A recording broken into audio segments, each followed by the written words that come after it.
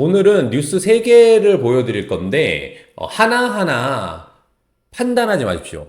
3개를 다 보신 다음에, 이 얘기였구나, 이런 얘기를 하려고 했구나 하는 게 한 번에 다 꿰어집니다. 끝까지 들으시면서, 이렇게 투자하면 좋겠다. 2026년 하반기, 이렇게 해보자라는 것을 얻어가시면 좋겠습니다.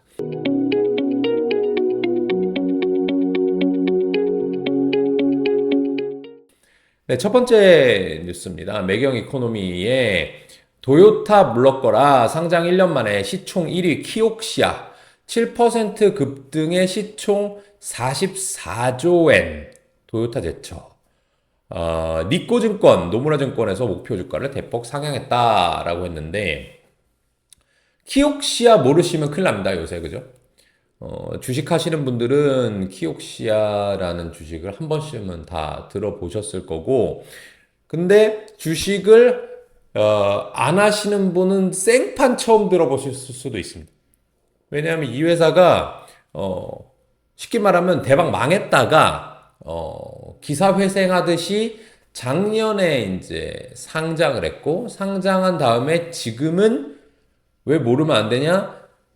계속해서 일본 시장 시가총액 1위였던 도요타 자동차 있죠? 뭐 캠리 만드는 그 도요타 자동차를 제끼고 우리나라의 삼성전자 같은 그런 시가총액 1위에 올랐다는 겁니다. 와. 도요타는 많이 들어봤는데 그죠? 키옥시아는 못 들어보셨을 수도 있습니다. 일단 저는 요 얘기를 한번 해보고 싶네요. 시총 44조 엔. 이게 얼마냐? 한국 돈으로 그냥 대강 보면 한 400조 원 정도 돼요. 400조 원. 우리나라 1등 누구죠? 삼성전자. 얼마죠? 2000조 넘습니다. 2등 누구죠? 하이닉스 2000조 정도 돼요. 일본의 1등이 400조밖에 안 돼. 그거보다 5배 큰 놈이 우리나라 1, 2등 큰형님 두 분이에요. 자랑스럽지 않습니까? 참. 일본이 정말 세계를 호령하던 때가 있었죠. 미국 다음에 일본이던 때가 있었는데, 지금 우리나라가 그런 쪽으로 다가가고 있는 게 아닌가, 이런 생각 해보고요. 로고는 이렇게 생겼네요. 뭐, 오르고 나니까 멋있어 보여, 그죠? 그 전에는, 좀 이거 뭐, 평범한 거 아닌가, 그런 생각 했었는데. 자, 그 다음은 누구냐? 그 다음은 소프트뱅크 그룹이라고 해가지고, 이, 손정희 회장, 마사요시 손, 한국계 일본인이죠. 그분이 가지고 있는 회사는 37조 엔 정도 된다. 1등이 키옥시아, 2등이 도요타, 3등이 소프트뱅크 정도 되는데, 키옥시아가 뭐 하는 회사냐? 생성형 AI의 빠른 확산으로 인해서 데이터 센터용 낸드 플래시와 SSD, Solid State Drive 수요가 폭발적으로 증가할 것이라는 시장 기대감이 반영된 결과로 풀이된다. 2024년 12월 상장 이후에 약 1년 반 만에 50배 이상 불어났다. 상장 첫날 공모가는 1,455엔, 당시 시가총액은 8,630억 엔. 그러니까 8조 원밖에 안 돼서 8조 원. 제가 좋아하는 삼양식품이 10조 원이니까 그거랑 거의 비슷한 정도가 됐는데 지금은 400조 됐다니까 400조. 와, 대단하죠. 처음에 이 AI 시장의 왕자는 이제 엔비디아였죠, 엔비디아. GPU. 근데 이제 GPU에 필요한 게 HBM이다, 메모리다 라고 하면서 삼성전자 하이닉스가 올랐고, 그 다음에 이제 추론을 해야 된다, 이 연산이 빨라야 된다, 그러려면은 요 SSD가 필요해, 낸드 플래시가 필요해 라고 하면서, 이 회사가 주가 오른 거죠.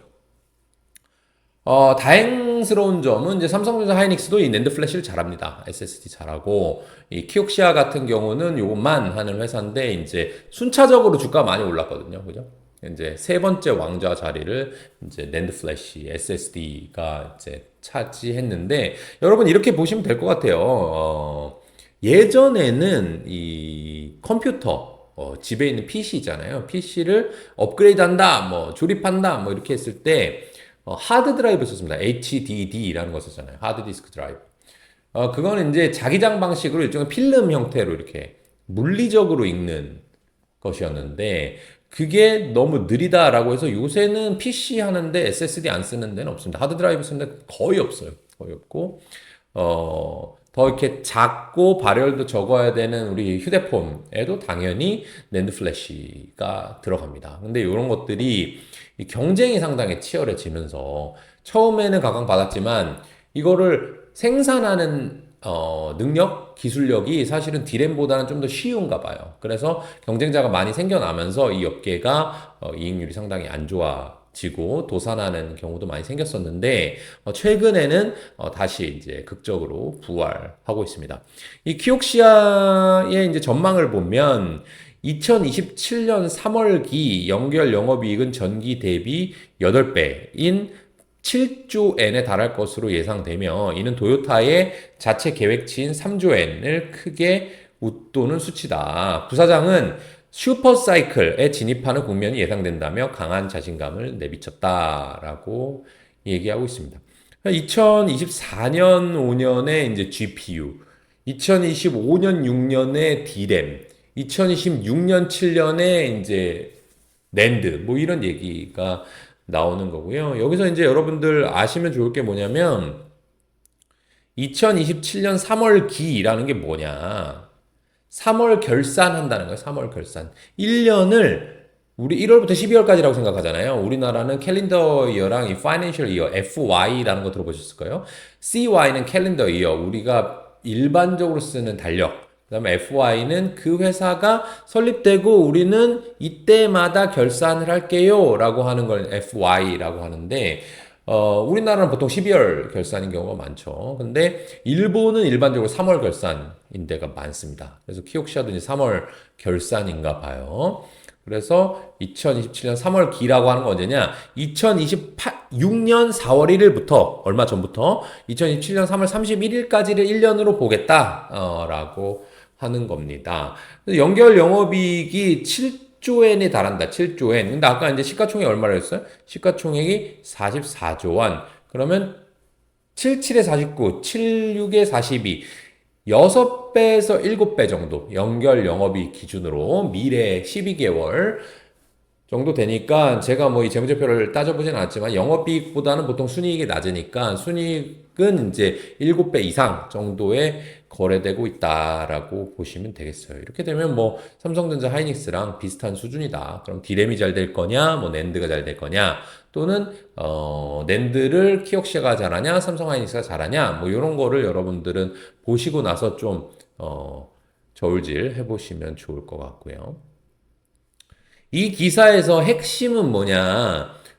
순차적으로 수혜주가 바뀌었다는 겁니다. AI가 2023년 11월인가요?